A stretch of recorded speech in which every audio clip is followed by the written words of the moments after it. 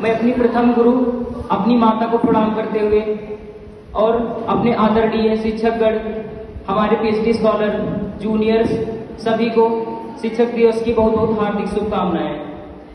शिक्षक दिवस आज के दिन ही क्यों मनाया जाता है, इसका एक विशेष कनेक्शन है हमारे आदरणीय प्रथम उपराष्ट्रपति और भारत के दूसरे राष्ट्रपति डॉक्टर सर्वपल्ली राधाकृष्णन जी के बारे में। उनका जन्म 1888 में 5 सितंबर को हुआ था। उसके बाद में उन्होंने अपनी शिक्षा तमिलनाडु में पूरी की, मिशनरी स्कूल में। उन मिशनरी स्कूल में ऐसा उनको पढ़ाया जा रहा था कि वो अपने जो अब हमारी संस्कृति है उससे कहीं ना कहीं खुद को धक्का लग रहा था उनको। वो अपनी संस्कृति के खिलाफ ही थोड़ा उनके मन में कुछ चलने लगा था। उसके बाद में उन्होंने फिर स्वामी विवेकानंद का स्पीच सुना। उनसे वे इतने ज्यादा प्रभावित हुए कि उन्होंने, वो फिलोसॉफी से अपनी पढ़ाई कर रहे थे, तो फिलोसॉफी में ही अपनी थीसिस लिखी उन्होंने। उनकी थीसिस इतनी ज्यादा प्रसिद्ध हुई कि उनको फिर अमेरिका में एक कॉन्फ्रेंस हो रही थी, उसमें उनको बुलाया गया। वहां पर उन्होंने भारतीय संस्कृति को अंग्रेजी में अंग्रेजों के व्यू के हिसाब से बताया।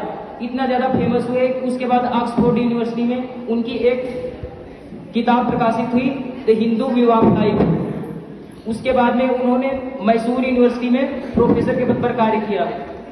जब वो मैसूर यूनिवर्सिटी में प्रोफेसर के पद पर कार्यरत थे तो उनसे बच्चों से इतना ज्यादा लगाव हो गया था कि बच्चे उन्हें इतना ज्यादा प्यार करने लगे थे कि जब आंध्र प्रदेश विश्वविद्यालय में उनको कुलपति के रूप में नियुक्त किया गया, तो जब वो वहां से जा रहे थे तो बच्चे रोने लगे थे। वो उनको मना कर रहे थे कि मतलब मत जाइए आप।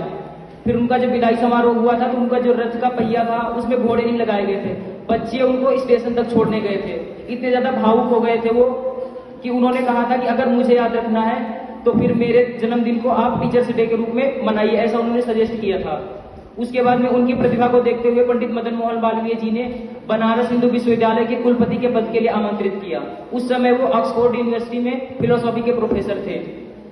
ऐसा पहली बार था जब भारत का कोई एक नागरिक या फिर भारत का कोई स्कॉलर ऑक्सफोर्ड यूनिवर्सिटी में प्रोफेसर रहा हो, ये पहली बार हुआ था।